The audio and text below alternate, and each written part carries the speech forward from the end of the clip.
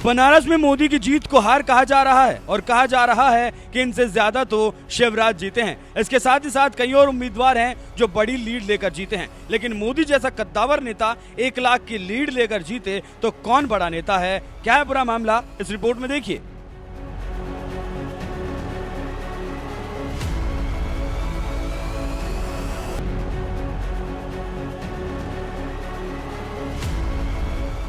लोकसभा चुनाव जीतना ही सब कुछ नहीं होता। चुनाव में अपनी दमदारी भी पेश करनी होती है, जो शांत और खतरनाक इशारे करते हैं। और अगर आप दमदार नेता हैं तो दिखना चाहिए। इस बार मोदी के साथ नहीं हुआ। मोदी अपने आप को देश ही नहीं दुनिया का बड़ा नेता मानते थे, लेकिन चुनाव में बनारस की जनता ने 1.5 लाख से उन्हें जीत दिलवाई। वहीं शिवराज सिंह ने विदिशा से 9 लाख से ऊपर की जीत दर्ज की।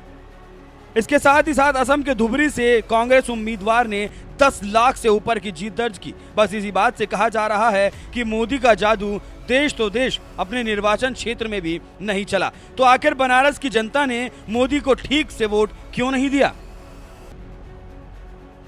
जानकारी देते चलें कि नरेंद्र मोदी कभी भी किसी भी चरण में वोट के हिसाब से नहीं पिछड़े, लेकिन इस बार इतिहास बन गया और शुरुआती चरण में वो पिछड़ गए थे। और जब ये खबर टीवी पर चली तो मानो हड़कंप मच गया और आखिरकार 1.5 लाख वोटों से जीत गए। लेकिन ये जीत न होकर हार में बदल गई और इसको लेकर बनारस बीजेपी में मंथन भी होने लगा और सब एक दूसरे पर ठीकरा फोड़ने लगे। वाराणसी में उत्तर प्रदेश सरकार में 3 मंत्री और 8 विधायक वाले पीएम का लोकसभा क्षेत्र है। फिर मोदी 1.5 लाख वोटों से जीतते हैं तो फिर बेकार है।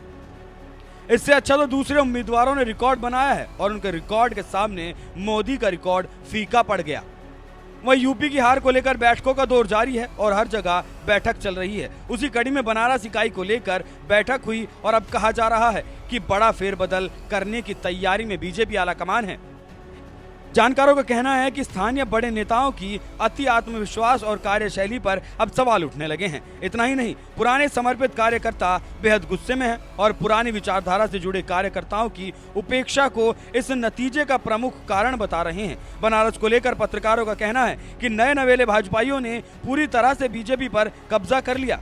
जमीनी कार्यकर्ताओं से बस कागजी रिपोर्ट मंगवाई जाती थी। स्थानीय मुद्दों पर असल तस्वीर क्या है, इस पर कोई सार्थक चर्चा कभी नहीं हुई। बस पार्टी दफ्तर और होटल कमरों में नए नवेले भाजपाई के साथ कागजों पर 500 से ज्यादा बैठकों का रिकॉर्ड बनाया गया। मोदी की जीत का अंतर कम होने पर पुराने भाजपाई नेता बेहद नाराज हैं। कार्रवाई के डर से कोई खुलकर नहीं बोल रहा। दबी जुबान में मीडिया कर्मियों से बात करते हुए वो गंभीर आरोप राज्य से लेकर केंद्र द्वारा तैनात प्रभारियों पर लगाते हैं।